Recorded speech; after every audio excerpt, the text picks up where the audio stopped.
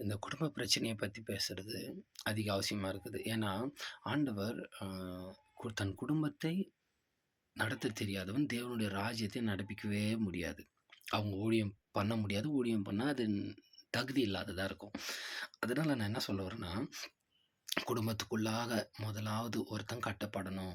தாய் தகப்பனுக்கு முதல்ல ரெஸ்பெக்ட் குடுக்கணும். கடவுளுக்கு உண்மையா இருக்கணும். ம். உற்றார் உறவினர்களுக்கு குறிப்பா உடன் பிறந்தவர்களுக்கு ரெஸ்பெக்ட் பண்ணணும்.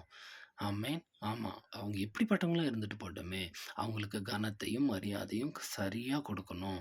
அப்படி இருந்தா குடும்பம் கனத்துக்குரியதாய் மாற ஆரம்பிக்கும். அந்த குடும்பத்து நிமித்தம் சாட்சி உருவாகும். அந்த சாட்சி நிமித்தம் கர்த்தருடைய நாமம் மகிமைப்படும்.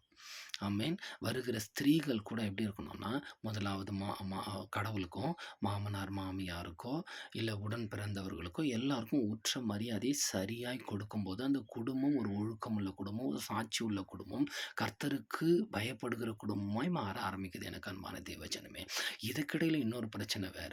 ஒரு நிலத்த குறிச்சு, மண்ண குறிச்சு, பெண்ண குறிச்சு, பொருள குறிச்சு, பணத்த குறிச்சு, அழிஞ்சு போகிற எல்லாத்தையும் குறிச்சு ஒரு பெரிய மேட்டிமையும், பெருமையும், கசப்பையும், வைராக்கியத்தையும் உள்ள வச்சுக்கிட்டு வாழறது.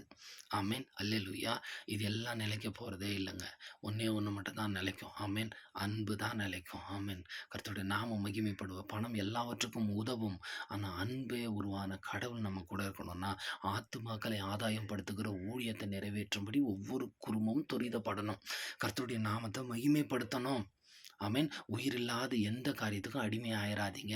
ஏன்னா கடவுள் முதலாவது இவை எல்லாவற்றையும் படைத்து உன்னை ஆண்டு கொள்ளுங்கள் அப்படின்னாரு. அப்ப இவையெல்லாம் சேர்ந்து நம்மை ஆண்டு கொள்ளக்கூடாது. இவை எல்லாவற்றையும் நாம் ஆள வேண்டும். நிலம், நீர், காற்று, ஆகாயம், நெருப்பு, தாவரம், பறவை, விலங்கு எல்லாத்தையும் நாம் ஆளணும். எல்லாத்த விட இன்னொன்னு என்னன்னா, செல்லு, கேமரா, லேப்டாப்பு, காரு, பைக்குன்னு எது வேணாலும் வச்சுக்கலாம் ஆசீர்வாதமா. ஆனா அது நம்மை ஆளக்கூடாது. நாம இதை ஆளுகிறவர்களா இருக்க வேண்டும். ஏனால் ஜீவன் இல்லாத அவைகளை ஜீவனுள்ள படைத்த ஆண்டவர் நம்மை ஆளும்படி அதிகாரம் கொடுத்திருக்கிறார். ஆமென். சாயல், ரூபம், ஆண்டவருக்கு ஒத்த ரூபம். ஆண்டவருக்கு அப்ப என்ன பிரியம்? ஆண்டவருடைய என்ன சித்தமா இருக்கும்? அப்படி இந்த உலக வாழ்க்கையில நம்ம யோசிச்சோம்னா, நமக்குள்ள ஏதுங்க சண்டை சச்சரவு? இந்த 3ஆம் நபர்ன்னு ஒருத்தர் வருவாங்க ஒவ்வொரு குடும்ப வாழ்க்கையிலயும். ஆமென். அவர்களுக்கு இடம் கொடுக்கக்கூடாது. அத நான் பிற்பாடு பேசுறேன் அந்த காரியத்த. கவனிங்க. இப்ப இன்னொரு சொப்பனத்த ஆண்டவர் குடுத்தாரு. அ மரித்து போன ஆவிகள். இப்போ ஒரு ஒரு குறிப்பிட்ட இடத்துக்கு போனா அடிக்கடி மரணம் நடக்குது. இந்த இடத்துல இதே இடத்துல திரும்ப திரும்ப பட்ட கால்லே படும்ன்னு சொல்லி ஒரு பழமொழி சொல்லுவாங்கல்ல. அதுபோல அந்த இடத்திலேயே நடக்குது அப்படின்னா, அந்த இடத்துல கூடி ஜெபிக்கணும்னு ஆண்டவர் சொன்னாரு. என்னன்னா, என் கிராமத்துல கூட 3 வாலிபர்கள் என்ன ரத்தம் சிந்தி மரிச்சுட்டாங்க. ஆமென். அல்லேலூயா. அந்த 2K கிட்ஸ பத்தி நான் நெறைய காரியங்கள் பிற்பாடு பேசுறேன். அதுக்கு முன்னாடி அந்த மரித்த ஆவிகள் அந்த இடத்துல காத்து கிடக்குமாம். ஒரு மரத்த காட்டி அந்த மரத்த உட்காந்துங்கிற அந்த 3 ஆவிகளும், அந்த செத்துப்போன அந்த அந்த ரத்தம் சிந்தின அந்த இடத்தையே பார்த்துக்கிட்டு உட்காந்துக்கிற போற ஒரு ஒரு சொப்பனத்த ஆண்டவர் இன்றைக்கு குடுத்தாரு.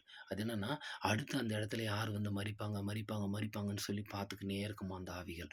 ஸோ அப்ப நம்ம தம்பி, தங்கச்சிங்களுக்காக, சொந்த பந்தங்களுக்காக ஜெபிக்க வேண்டியது நம்முடைய கடமை. நம்ம ஊர்ல ஆமென் அப்படிப்பட்ட காரியங்கள்